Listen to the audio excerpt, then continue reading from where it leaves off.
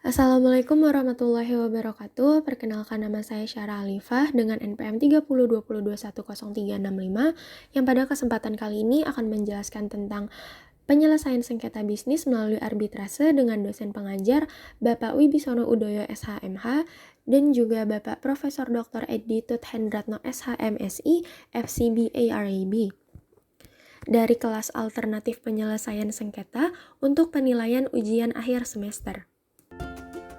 Mengamati kegiatan bisnis yang jumlah transaksinya ratusan setiap hari, tidak mungkin dihindari terjadinya sengketa antar pihak yang terlibat.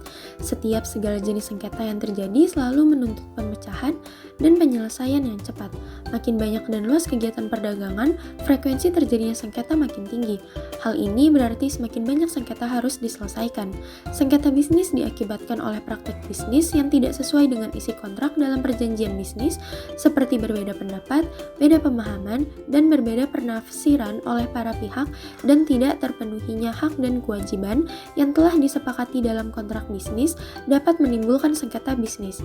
Sebagai penanggulangan dan cara penyelesaian sengketa bisnis, maka dalam penyusunan atau perancangan kontrak atau perjanjian bisnis dapat dibuat klausula tata cara penyelesaian sengketa. Hal ini ditegaskan pada pasal 1338 KUH Perdata, yaitu berlaku asas Pacta Sunt Servanda, yang artinya perjanjian yang dibuat oleh pihak-pihak menetapkan kewajiban hukum untuk dilaksanakan oleh pihak-pihak. Istilah arbitrase berasal dari kata arbitrare bahasa Latin yang berarti kekuasaan untuk menyelesaikan suatu perkara menurut kebijaksanaan. Definisi secara terminologi dikemukakan berbeda-beda oleh para sarjana saat ini walaupun sebenarnya mempunyai makna yang sama. Salah satunya yaitu Subekti menyatakan bahwa arbitrase adalah penyelesaian atau pemutusan sengketa oleh seorang hakim atau para hakim berdasarkan persetujuan bahwa para pihak akan tunduk pada atau mentaati keputusan yang diberikan oleh hakim yang mereka pilih. Pada dasarnya arbitrase adalah suatu bentuk khusus pengadilan. Poin penting yang membedakan pengadilan dan arbitrase adalah bila jalur pengadilan menggunakan suatu peradilan permanen atau standing court, sedangkan arbitrase menggunakan forum tribunal yang dibentuk khusus untuk kegiatan tersebut. Dalam arbitrase, arbiter bertindak sebagai hakim dalam mahkamah arbitrase sebagaimana hakim permanen walaupun hanya untuk kasus yang ditangani. Pada pasal 7 Undang-Undang Nomor 30 Tahun 1999 memberikan ketentuan bahwa pihak-pihak yang terlibat dalam sengketa dapat sepakat untuk menyelesaikannya melalui arbitrase. Untuk melakukan hal ini, mereka harus membuat perjanjian tertulis yang mengatur penyelesaian sengketa melalui arbitrase. Sebagai lembaga peradilan swasta, lembaga arbitrase juga berperan sebagaimana peradilan umum. Dalam hubungan-hubungan sosialnya, peranan pengadilan dapat dihubungkan dengan tugas-tugas dan tujuan yang hendak dicapai. Peranan arbitrase sebagai alternatif penyelesaian sengketa di luar pengadilan memiliki beberapa peranan utama, yaitu yang pertama penyelesaian sengketa yang efisien, kedua keberpihakan dan kebebasan, ketiga kerahasiaan, keempat penyelesaian sengketa internasional, kelima eksekusi dan pengakuan global, dan yang terakhir keenam dalam rangka memenuhi peranan tersebut, arbitrase umumnya mengikuti aturan dan prosedur yang telah ditetapkan dalam hukum arbitrase, baik yang disediakan oleh lembaga arbitrase internasional atau dalam perjanjian arbitrase antara para pihak. Penyelesaian sengketa bisnis melalui arbitrase dilakukan atas dasar kesepakatan para pihak yang berselisih dan kesepakatan dimaksud dinyatakan secara tertulis dalam surat perjanjian arbitrase. Pada prinsipnya, bagaimana prosedur atau jalannya persidangan arbitrase dapat diatur sendiri oleh para pihak yang bersengketa. Jika yang ditunjuk untuk menyelesaikan perselisihan mereka adalah suatu badan arbitrase nasional maupun internasional, prosedur atau tata cara persidangan akan dilakukan sesuai dengan prosedur yang ditetapkan oleh badan arbitrase bersangkutan. Penyelesaian sengketa dengan menggunakan arbitrase. Bani, jika sidang pertama pemohon tidak hadir tanpa adanya alasan yang sah, maka permohonan arbitrase akan dinyatakan gugur. Namun, jika termohon yang tidak datang pada sidang pertama, maka akan dipanggil sekali lagi untuk menghadap di muka sidang pada waktu kemudian yang ditetapkan selambat-lambatnya 14 hari sejak dikeluarkannya perintah tersebut. Jika termohon tidak datang juga, maka pemeriksaan akan diteruskan tanpa hadirnya si termohon dan tuntutan si pemohon akan dikabulkan kecuali tuntutan itu oleh Bani dianggap tidak berdasarkan hukum atau keadilan.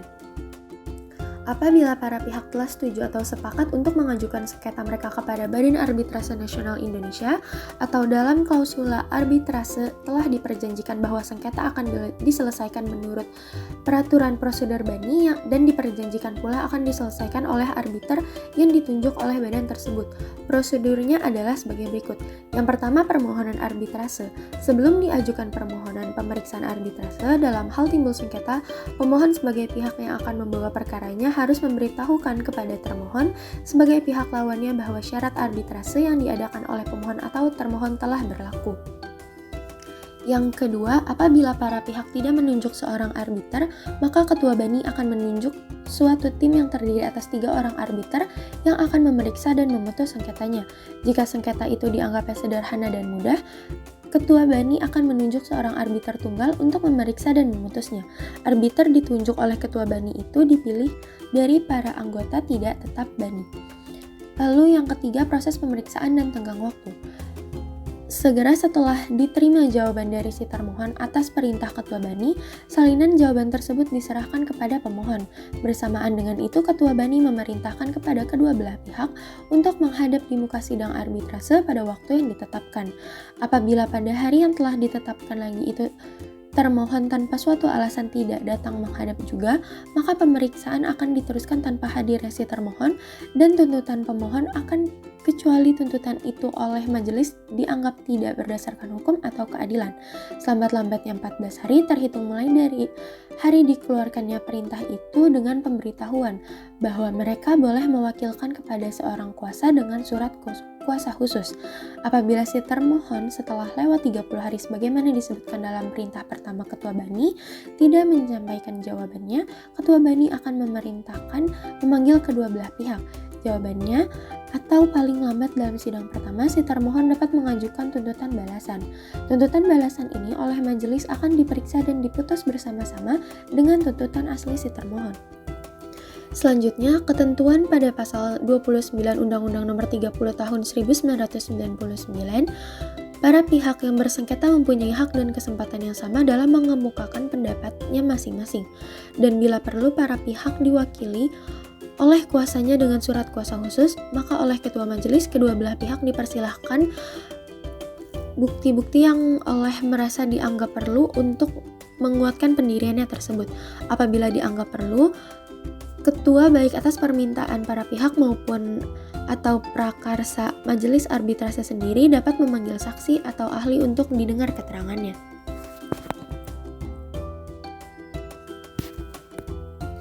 Selanjutnya, pembuktian. Penentuan alat bukti yang sah dalam proses pemeriksaan sengketa atau perkara sangat penting. Penentuan secara limitatif alat bukti yang sah merupakan landasan kepastian hukum dalam proses pembuktian dan pengambilan keputusan. Penentuan alat bukti yang sah dalam suatu pemeriksaan sengketa arbitrase tergantung pada ketentuan hukum yang ditunjuk dalam suatu perundang-undangan tertentu. Yang terakhir, putusan arbitrase. Apabila majelis menganggap pemeriksaan telah cukup, ketua akan menutup pemeriksaan itu dengan menetapkan suatu hari sidang untuk mengucapkan putusan yang akan diambil oleh majelis. Majelis akan mengambil putusannya dalam waktu 1 bulan setelah ditutupnya pemeriksaan.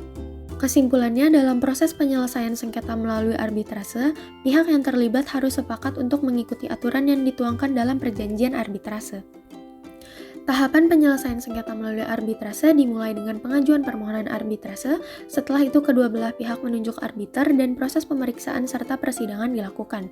Ketua Badan Arbitrase akan mengeluarkan perintah kepada kedua belah pihak untuk menghadiri sidang arbitrase dalam waktu maksimum 14 hari sejak perintah tersebut dikeluarkan.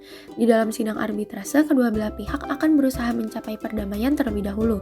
Jika berhasil, akan dibuat akta perdamaian sebagai hasilnya. Namun jika tidak berhasil, majelis arbitrase akan melanjutkan pemeriksaan terhadap pokok sengketa dan memberikan keputusan. Apabila majelis arbitrase memandang bahwa pemeriksaan sudah cukup, ketua akan menutup pemeriksaan tersebut dan menetapkan tanggal sidang untuk mengucapkan putusan yang telah diambil oleh majelis arbitrase. Sekian materi yang dapat saya sampaikan, kurang lebihnya mohon maaf. Terima kasih.